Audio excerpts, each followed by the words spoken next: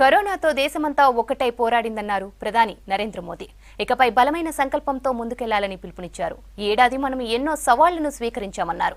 చైనాకు హెచ్చరికలు జారీ చేశారు ప్రధాని. విస్తారవాదులకు భారత్ భయపడదన్నారు. మనం ఏదైనా అనుకున్నామంటే సాధించి తీరుతామని తెలిపారు. స్థానిక వస్తువులను ఆదరించాలని తెలిపారు. కొద్ది రోజుల కిందట మాస్కులు, పీపీఈ కిట్లు కొనుక్కున్నామన్న ప్రధాని ప్రస్తుతం వాటిని ఎగుమతి చేస్తున్నామన్నారు. భారత్ వ్యాక్సిన్ రావటానికి అంతా సిద్ధమైందన్నారు.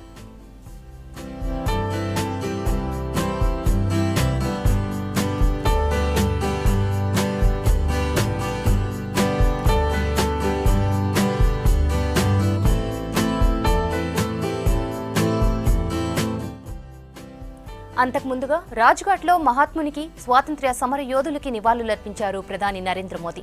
అక్కడి నుంచి ఎర్రకోటకు వచ్చిన ప్రధానికి త్రివిధ దళాలు గౌరవ వందనంతో స్వాగతం పలికాయి. ఆ తర్వాత ఎర్రకోటపై త్రివర్ణ పతాకాన్ని ఎగురవేశారు ప్రధాని నరేంద్ర మోదీ. దీంతో ఎర్రకోటపై 7వ జాతీయ జెండాను ఎగురవేశారు ప్రధాని.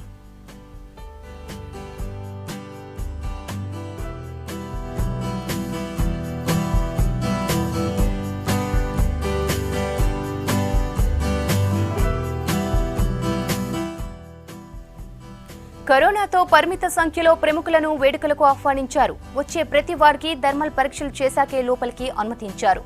వేడుకల్లో కేంద్ర మంత్రులు, ఉన్నతాధికారులు, ప్రముఖులు పాల్గొన్నారు.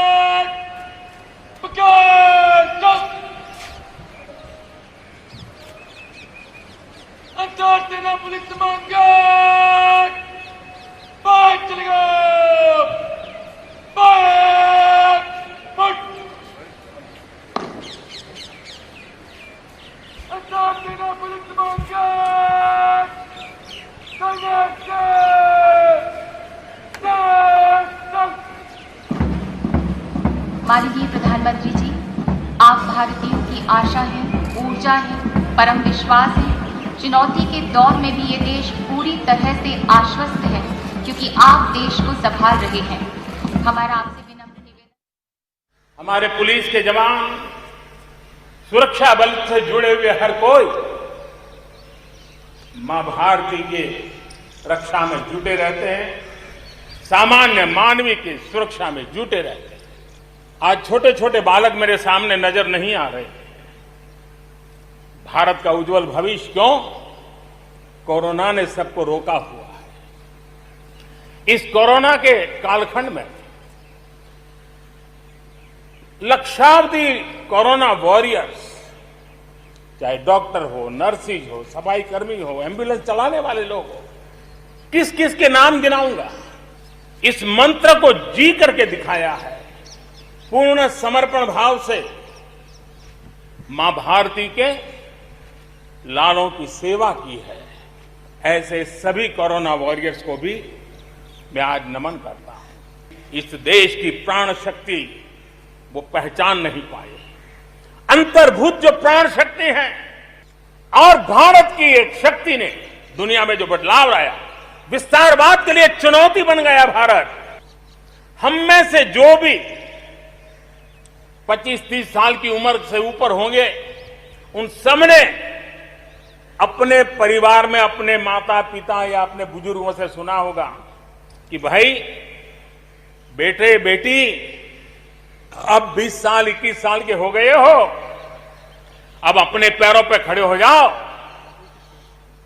20-21 साल में भी परिवार संतानों से अपने पैरों पर खड़े होने की अपेक्षा करता है। हमें जब आत्मनिर्भर की बात करते हैं तब सिर्फ इंपोर्ट कम करना इतना ही हमारी सोच नहीं है। जब आत्मनिर्भर की बात करते हैं तब हमारी ये जो कौशल्य है, हमारा जो ह्यूमन रिसोर्स का सामर्थ्य है, जब चीजें बाहर से आने लगती है तो उसका वो सामर्थ्य खत्म होता चला जाता है, पीढ़ी दर पीढ़ी वो नष्ट हो जाता है। देश के सामने अगर लाखों चुनौतियां हैं तो देश के पास करोड़ों समाधान देने वाले शक्ति भी है, मेरे देशवासी भी हैं जो समाधान का सामर्थ्य देते हैं। अब देखिए कोरोना के संकट काल में हमने देखा कि बहुत सी चीजों के लिए हम कठिनाइयों में हैं, हमें दुनिया से लाना है, दुनिया दे नहीं पा रही थी। हमारे देश के नौजवानों ने, हमारे देश के उद्यमियों ने, हमारे देश के उद्योग जगत के लोगों ने बिड़ा उठा लिया। जिस देश में N95 नहीं बनता था बनने लगे, PPE नहीं बनता था बनने लग गए, वेंटिलेटर नहीं बनता था बनने लग गए। देश की आवश्यकताओं की तो पूर्ति हुई, लेकिन दुनिया में एक्सपोर्ट करने की हमारी ताकत बन गई। दुनिया की जरूरत थी आत्मनिर्भर भारत दुनिया को कैसे मदद कर सकता है, आज हम इसमें हम देख सकते हैं। और इसलिए आजाद भारत की मानसिकता होनी चाहिए वोकल फॉर लोकल। हमारे जो स्थानीय उत्पाद है उसका हमने गौरवगान करना चाहिए। एक के बाद एक दूसरे से जुड़े हुए हम जो रिफॉर्म्स कर रहे हैं उसको दुनिया बहुत बारीकी से देख रही है।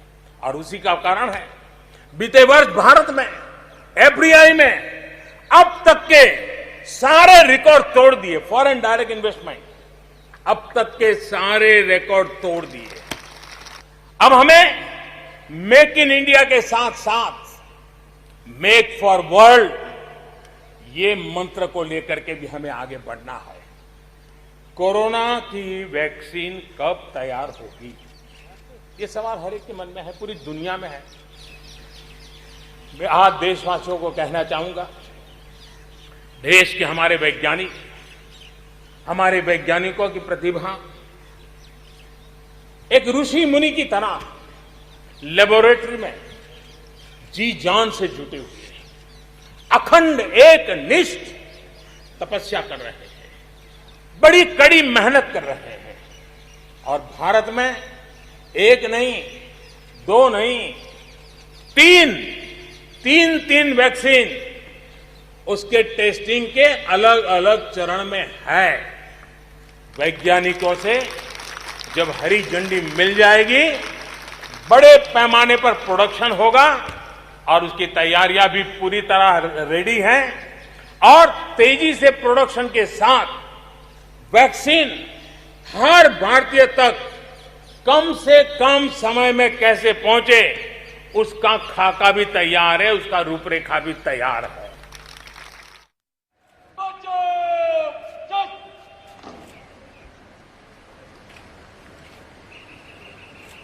Antortena Polismangat! Bekas!